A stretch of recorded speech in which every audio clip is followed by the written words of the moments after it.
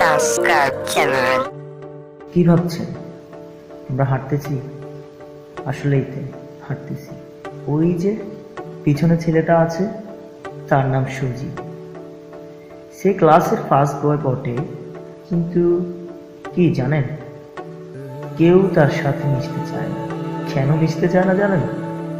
কারণ একটাই, সে খুব গরিব ঘরের ছেলে।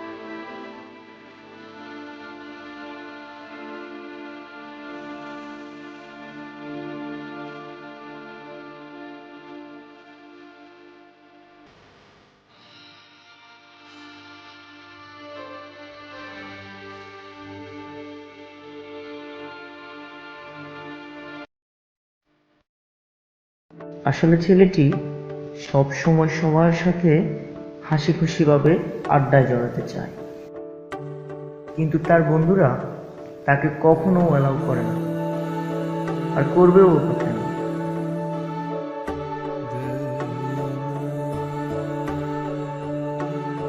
তারা সবাই মিলে কিভাবে খেলতেছে, আর সুজিত ছেলেটি তাদের সাথেই থাকে, কিন্তু তাদের সাথে কখনো খেলার সুযোগ পেল না।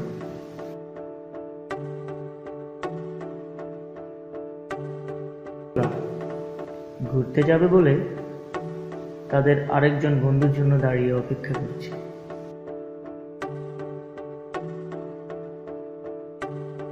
আর অমনি হঠাৎ দুইজন লোক এসে তাদের আশপাশে কি যেন খুঁজে পেল।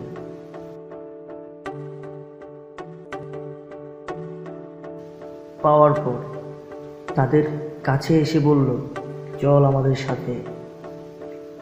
তখনই তারা বুঝতে পারল তারা সাধারণ জনগণ নয়, তারা হলো ডিবি পুলিশ। আর ডিবি পুলিশরা ভাবল নিশ্চয়ই ব্যাগটা তাদের, আর ব্যাগেই ছিল মাদক। পরে বুঝতে পারল তাদেরকে ক্রস ফায়ার দেওয়ার জন্য এখানে আনা হলো। আর তখনই হঠাৎ সজীব সেই পথ দিয়েই হেঁটে যাচ্ছে।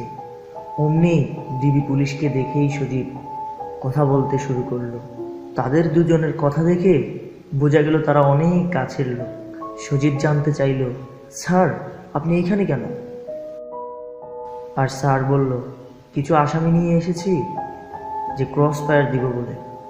তখনই সজীব আসামিদের চেহারা দেখে হতভম্ব। এরা তো আমার বন্ধু, আমরা তো একসাথে থাকি। না স্যার, এরা এই কাজ করতে পারে না।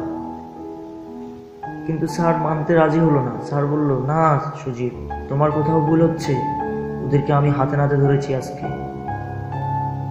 আর সজীব বলল, না স্যার, না, এরা এই কাজ করতে পারে না, কখনোই করতে পারে না, কারণ এদের সাথে আমি একসাথে থাকি। যদি ক্রস ফায়ার দিতে হয় আপনি আমাকে সহ দেন, কেননা আমি এদের সাথেই থাকি।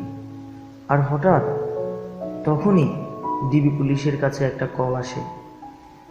তখন ডিবি পুলিশ জানতে পারল যে ঠিকই বলছে সজীব, আসল আসামি তো এরা না, আসল আসামিকে খুঁজে পাওয়া গেছে।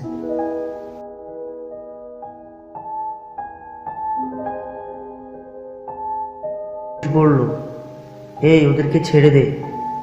আর সজীব হাঁটতে হাঁটতে সামনের দিকে চলে গেল। তারা ছাড়া পাওয়ার পর ছুটে আসলো স্যারের কাছে।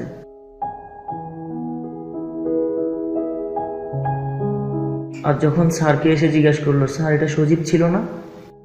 স্যার বলল, হ্যাঁ সজীবই তো ছিল, সে না আসলে তোমাদের জীবনটা আজকে এখানেই শেষ হয়ে যেত। আর তখনই বন্ধুরা বলে উঠল যে আমরা সজীবের সাথে কি করেছি, আমরা অনেক বড় অন্যায় করেছি, পাপ করেছি, সজীবের কাছে ক্ষমা চাইতেই হবে।